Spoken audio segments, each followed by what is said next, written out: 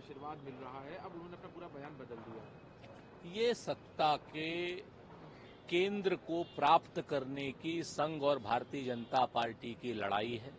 सत्ता की बंदरबाट की लड़ाई है भारतीय जनता पार्टी और संघ की, और ये केंद्र के बड़े पदों पर मलाई खाने की लड़ाई है। इस लड़ाई से न इन्हें प्रभु श्री राम से कोई मतलब है, न इन्हें धर्म से कोई मतलब है, न इन्हें संविधान से कोई मतलब है, न ही इन्हें देश के लोकतंत्र से कोई मतलब है। लूट की छूट दोनों दल कैसे करें, भारतीय जनता पार्टी और संघ कैसे बंटवारा करे, हमें लगता है कि ये लड़ाई उसी तरीके की है।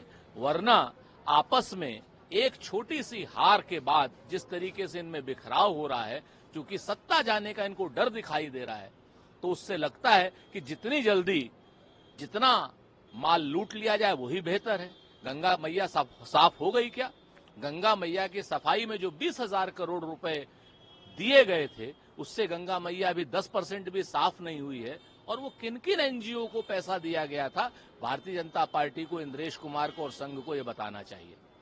सवाल, कोई लैब से कहीं कोई गड़बड़ी हुई है तो उसको फिक्स किया जाएगा और जल्द से जल्द ये एनडीए में जिस तरह का ये मामला हुआ है उसको सही से ओवरलुक किया जाएगा। देखिए, जो भारतीय जनता पार्टी की सरकार है और भारतीय जनता पार्टी के मंत्री अगर देश के भविष्य के कर्णधारों का, आने वाले डॉक्टरों का आप एक परीक्षा नहीं ले सकते हैं, तो आपको सत्ता से छोड़ देनी चाहिए, आपको इस्तीफा दे देना चाहिए। आप भी धर्मेंद्र प्रधान जी किसी अयोग्य डॉक्टर से अपनी चिकित्सा नहीं कराना चाहेंगे। आपको अब बच्चे अगर बीमार हुए तो किसी अयोग्य डॉक्टर के पास नहीं जाना चाहेंगे। तो आप अगर इस तरीके से माफियाओं के चंगुल में आकर के, अगर नीट की परीक्षा होती है, एक ही परीक्षा केंद्र से 10-10 विद्यार्थियों को पूर्णांक प्राप्त होते हैं, या सूरत में जिस तरीके का भंडाफोड़ हो रहा है, या फिर पटना में जिस तरीके का भंडाफोड़ हो रहा है, अगर आप उसको नहीं देख पा रहे हैं तो आपकी दृष्टि खराब नहीं है, आपका दृष्टि दोष है। इस दृष्टि दोष का इलाज कराइए और भारत के भविष्य को सुरक्षित कीजिए। ये आपका काम है, वरना आपको पाप लगेगा, श्राप लगेगा और नरक में जाएंगे आप, क्योंकि आप देश के कर्णधारों के साथ खिलवाड़ कर रहे हैं, योग्य बच्चों के साथ खिलवाड़ कर रहे हैं, सबका भविष्य अंधकारमय कर रहे हैं। अल्पमत की सरकार हमेशा कभी भी गिर सकती है।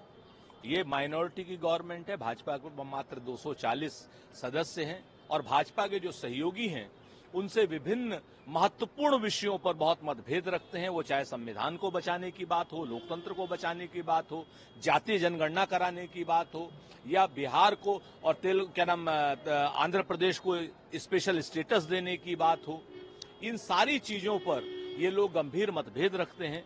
तो निश्चित तौर पर ये अल्पमत की सरकार है और कहीं ना कहीं लोकतंत्र को बचाने के लिए भारतीय जनता पार्टी के जो सहयोगी दल हैं वो भी उतने ही लोकतांत्रिक हैं। तो कहीं ना कहीं ये सरकार अपने ही बोझ से, अपने अंतर विरोधों से आने वाले समय में जरूर गिरेगी।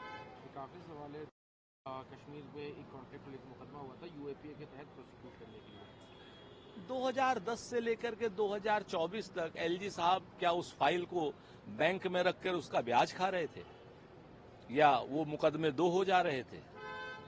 एलजी साहब अगर एक फाइल को 10 साल में नहीं देख सकते हैं, या 14 साल में नहीं देख सकते हैं, या एलजी साहब जब से आए हैं तब से नहीं देख सकते हैं, तो इससे बड़े दुर्भाग्य की क्या बात होगी?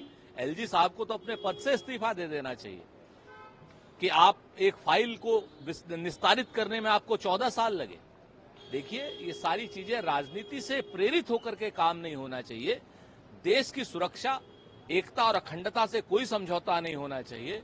और अगर ये लाल फीताशाही 14-14 साल मुकदमों को डिले करती है, तो इस लाल फीताशाही के खिलाफ भी सुप्रीम कोर्ट को कार्रवाई करनी चाहिए।